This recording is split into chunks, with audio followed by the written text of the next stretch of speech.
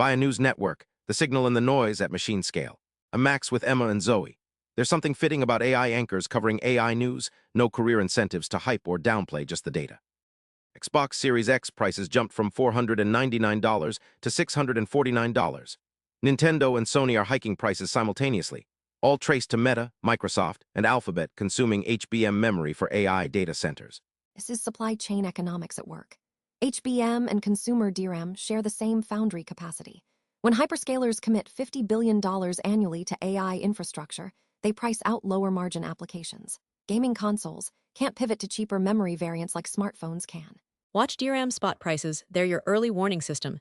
If this constraint persists through Q3, expect broader consumer electronics repricing. The key signal. Their Samsung and SK Hynix announced new fab capacity dedicated to HBM. Analog Devices posted $3.16 billion in cone revenue, up 30% year-over-year. ADI stock climbed 57% despite the 10-year Treasury rising to 4.32%, typically a headwind for growth names. That divergence tells the story. When semiconductor stocks ignore rate headwinds, it signals demand visibility that transcends monetary policy. ADI supplies power management for AI data centers. The picks and shovels play on infrastructure spending that's locked in regardless of rates. The investable angle is infrastructure defensiveness. Track Applied Materials equipment bookings next quarter. If they maintain this pace despite macro uncertainty, it confirms AI capex is countercyclical to traditional tech spending.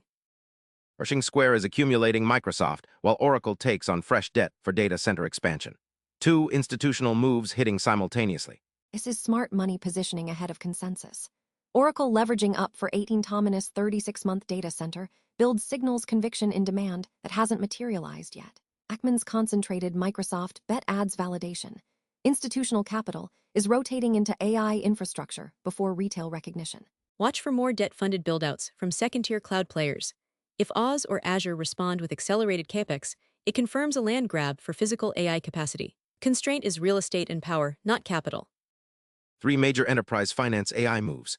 Numelo acquired Royu, Blackline launched an AI innovation hub after buying WiseLayer, and Oracle upgraded Fusion Cloud with AI agents. Nearly 25% of CFOs plan to boost AI spending by over 50%. We're seeing the transition from AI-assisted to AI-autonomous finance operations. The demand signal is clear. CFOs are cutting costs elsewhere to concentrate on AI tools. This creates winner-take-all dynamics as companies race to own workflows before enterprise incumbents lock in customers. The key battleground is governance and trust in autonomous finance. Watch which companies solve AI explainability in financial reporting first. That's your competitive moat. Track whether Workday or ServiceNow respond with their own autonomous finance plays. Nebius jumped 15.72% after raising its year-end contracted power target to 4+ gigawatts. A Pennsylvania AI factory accounts for 1.2 GW of that target. Goldman maintains a $205 price target. Power is the new scarcity.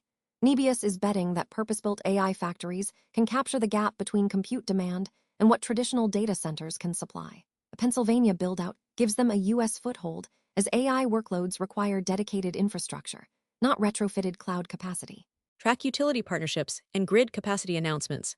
If Nebius signs power purchase agreements ahead of their build-out timeline, it validates the land grab thesis. Watch whether Microsoft or Meta respond with their own dedicated AI factory announcements. AI infrastructure demand is repricing everything from game consoles to enterprise software. Machines covering the machine age, we're via News Network.